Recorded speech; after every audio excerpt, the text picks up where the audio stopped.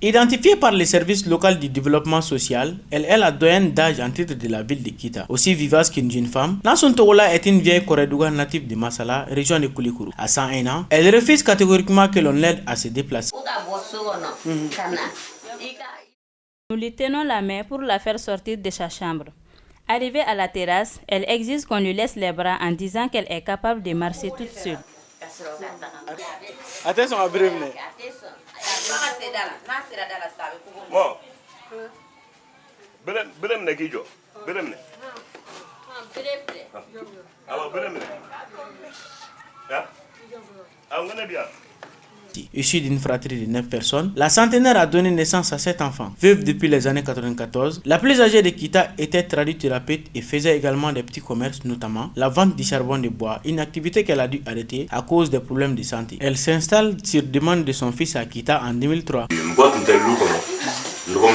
Après le mariage de mes sœurs, il n'y avait personne pour s'occuper d'elle. Alors, avec 3 femmes, j'ai jugé nécessaire de l'amener chez moi pour prendre soin d'elle.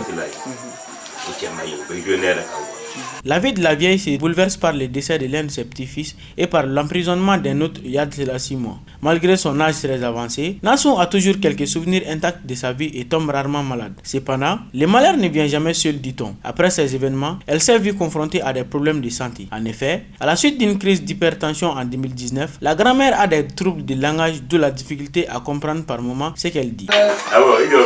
C'est suite à une crise d'hypertension que je n'arrive plus à bien articuler les mots. Sinon, je parlais normalement. Par contre, ce déficit n'a jamais été un handicap pour la doyenne d'âge car elle passe ses journées à se chamailler avec de nombreux petits-enfants.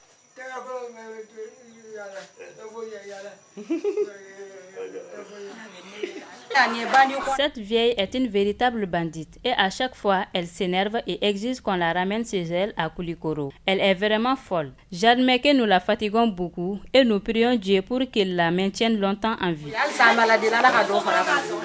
Compte tenu de sa vieillesse, la centenaire se nourrit de thau et de la soupe poisson, ce qui fait qu'elle est entourée d'un bon nombre de personnes qui sont à ses petits soins. Chaque jour, je la lave et l'habille. Je la nettoie également quand elle fait ses besoins. Je suis en train de lui préparer du thau à la sauce gombo. On doit être aux petits soins avec les personnes âgées. La vieille ne consomme plus que du poisson. Son fils en achète au minimum un demi-kilo par jour. Sinon, il va jusqu'à 1,5 kg afin qu'elle mange le reste au déjeuner du lendemain. Avec un parterre d'arrière-petits-enfants, la nature a encore gratifié Nasun Togola par la venue d'un nouveau-né il y a 2 jours.